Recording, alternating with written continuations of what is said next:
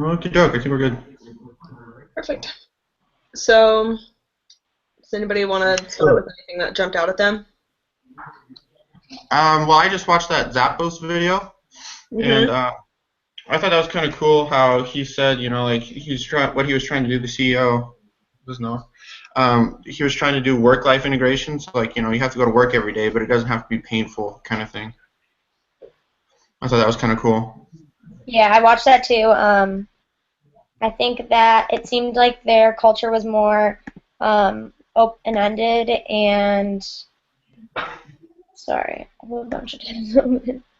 I thought it was really engaging just because there were so many different people and they like all had their say in what was going on. Yeah. I kind of thought that video was a little.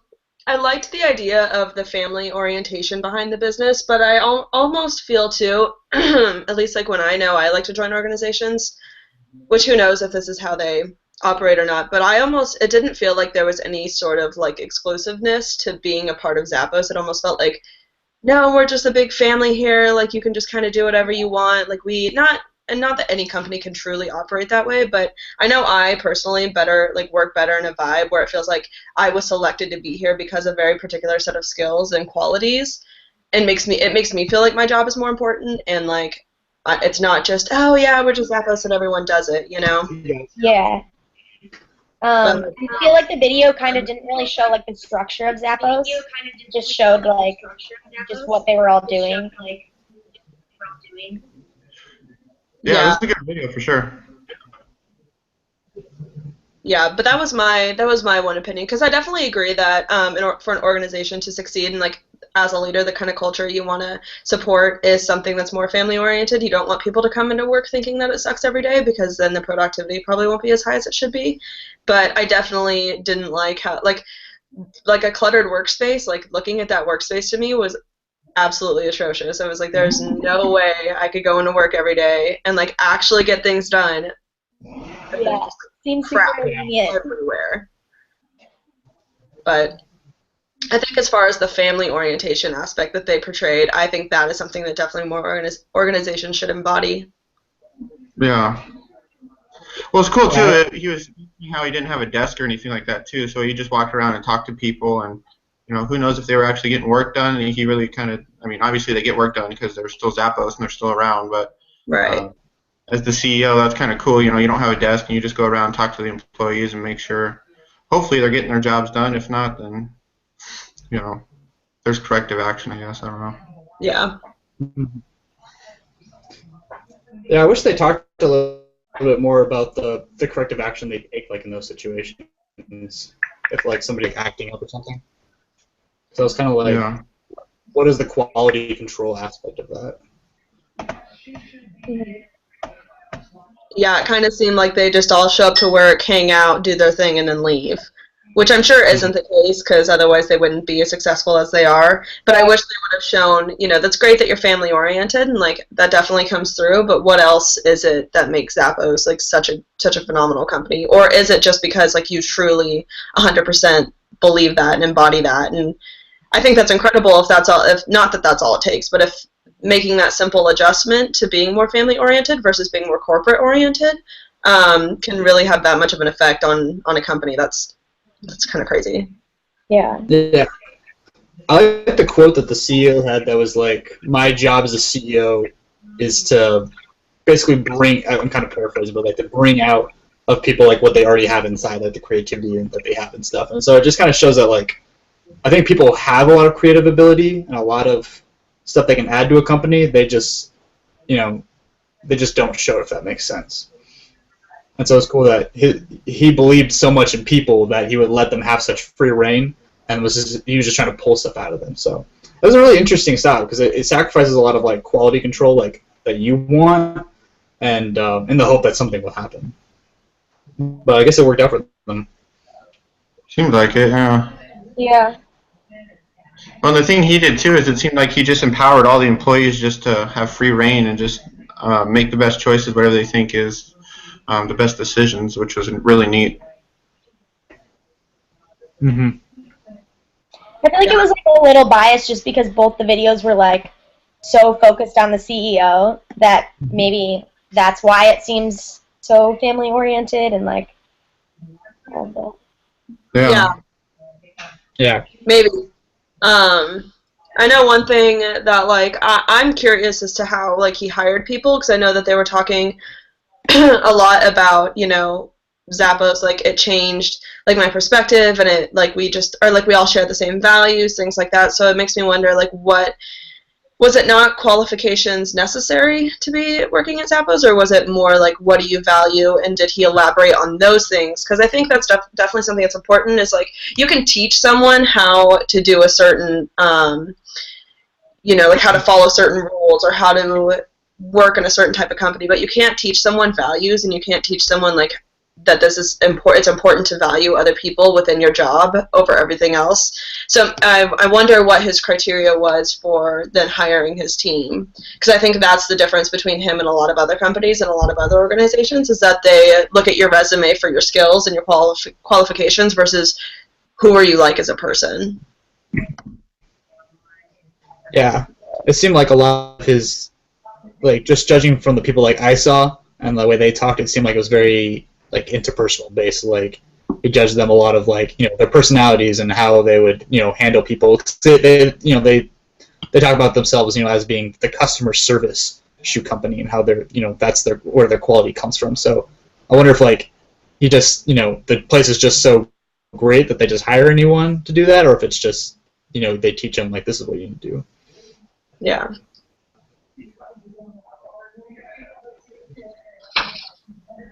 Do we have any other thoughts? Or Yeah, I mean, the whole time when I was watching that video too, I was just trying to think like how I would respond underneath that type of leader.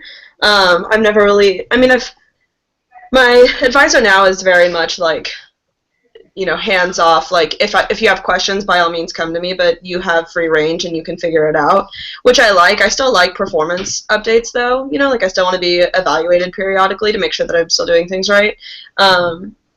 But the whole time I was just thinking like I don't think I could ever work in an environment that was just so laid back or like so family oriented or like, you know, doesn't have a desk or like weird things like that to me that just like remind me like, and not that you have to go into work and hate your job and just sit in a little cubicle from 9 to 5 and just it sucks, but like I definitely am someone who likes a little more structure, I think, and something that's like, you know, we're family oriented, but we do have guidelines and we do have rules and we do have expectations to me, and this may be a family oriented place and I may view you as family, but I have no problem bringing down the hammer if you're not meeting your expectations as an employee, which it didn't seem like that company does a whole lot of. It seemed like it was very much so like let's learn and let's grow, which is good. I think it'd be a good thing, but what do you guys, how would you respond underneath that sort of leadership or that CEO? I don't think I've ever been under that, and I've had like a lot of jobs in my life, but I think I don't know. I like keeping my work and my life separate, and it seemed like under Zappos it was like, oh, one big family, we're all friends, we all do everything together. Like, I feel like I just wouldn't be able to respond as well to that than like, I like when I go into work, I just like want to be told what to do and then I do it and then leave. Yeah, I think you need a good balance of all of them. You know, a good balance of having, you know, people you work with, and then, you know, if you want to hang out with them, you know, maybe just a couple of them, but not everybody, which is kind of what they portrayed. I don't think that would work out too well, especially if you have a vendetta against somebody or if something happens, and that's not cool. Because then everybody goes down. Like it's like a sinking ship, I feel like.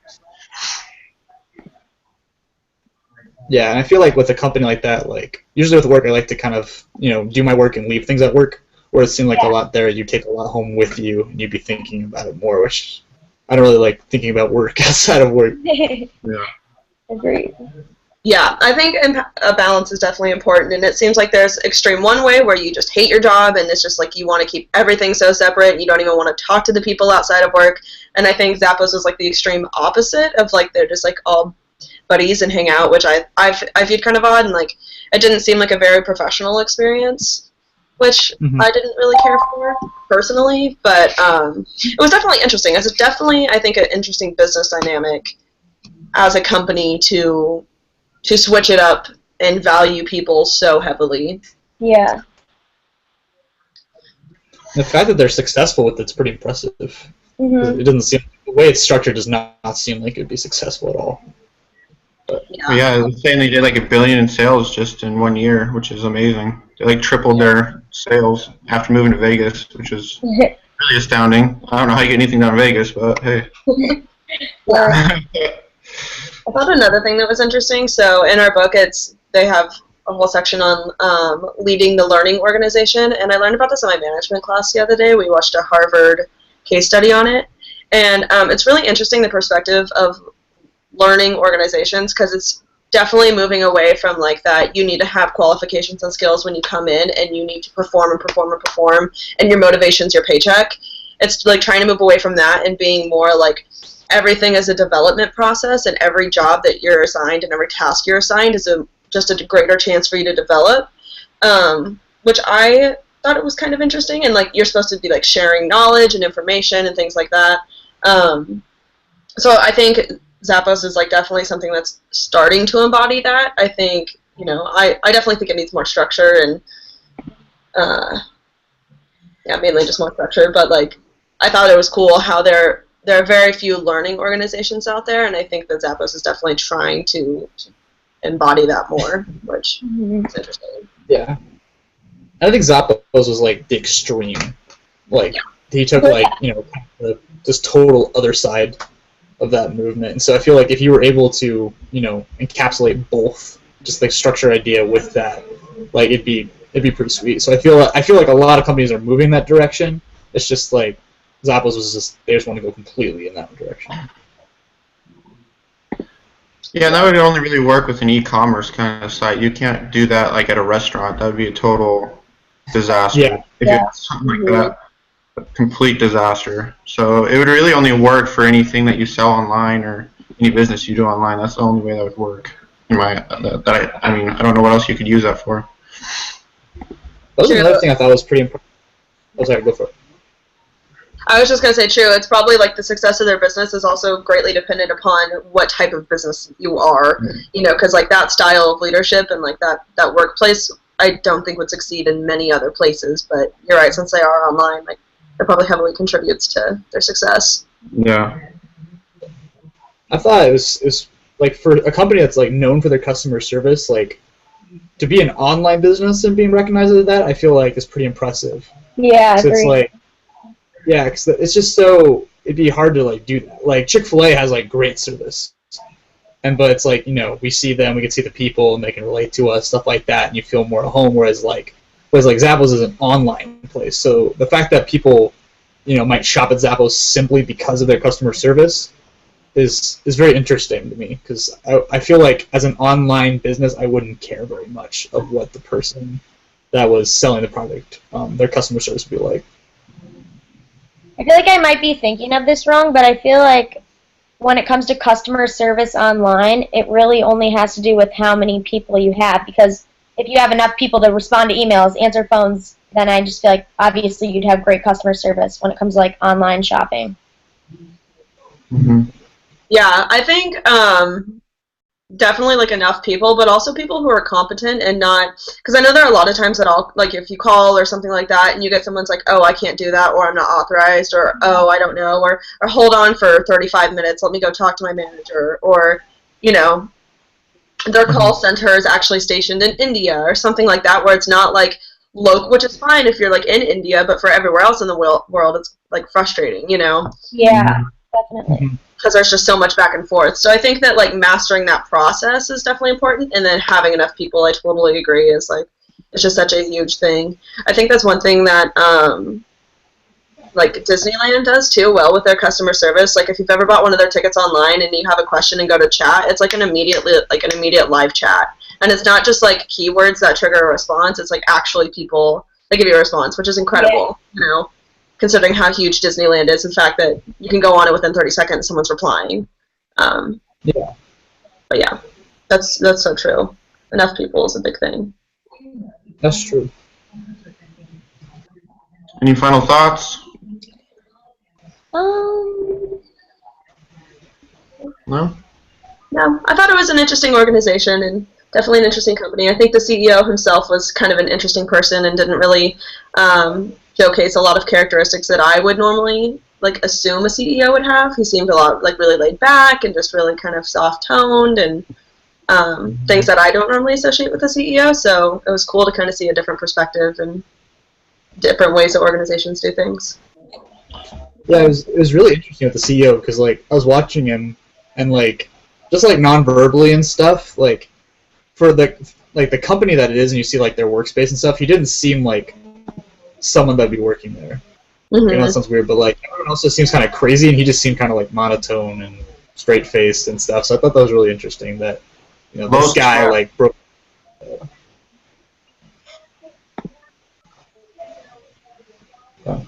Word.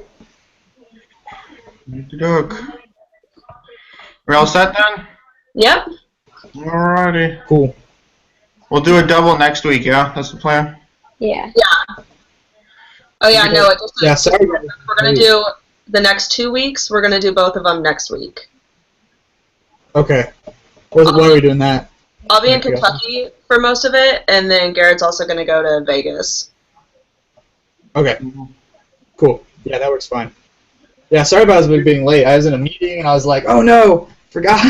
It's all good. That's okay. We went a little over time too, so we should be alright. Okay, cool.